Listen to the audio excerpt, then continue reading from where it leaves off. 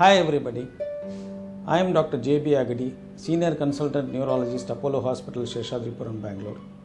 Formerly, I was Professor and Head of the Department of Neurology, Bangalore Medical College and Research Institute, Bangalore. I am here to bring you a message during this COVID-19 pandemic. Pandemics are not new to mankind.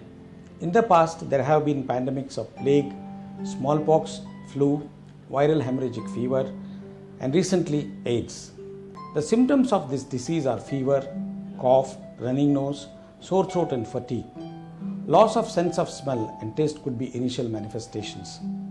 In addition, patients could have encephalopathy, stroke, seizure and severe muscle pain.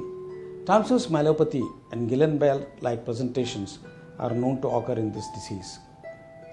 Elderly persons with pre-existing hypertension, diabetes, and who develop multi-organ failure, severe acute respiratory distress syndrome, renal failure, and a procoagulant state may succumb to this illness easily.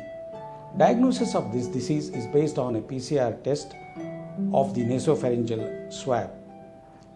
Patients with previous neurological diseases like epilepsy, stroke, Parkinson's disease should continue their medications as usual. Patients with multiple sclerosis and myasthenia gravis, which require disease-modifying therapy, should protect themselves from COVID-19 at any cost and should continue their medication in consultation with the neurologist. Adequate stocks of medication should be maintained so that compliance is ensured. During this lockdown, it is difficult to reach neurologists. Patients can reach the neurologist via telephone, WhatsApp, and also online consultations are there. Online consultations have their own limitations but still helpful. People are advised social distancing, but I recommend that important thing is physical distancing of a minimum of 3 to 6 feet to avoid from droplet infection. In this mentally stressful situation, socially connect via other means.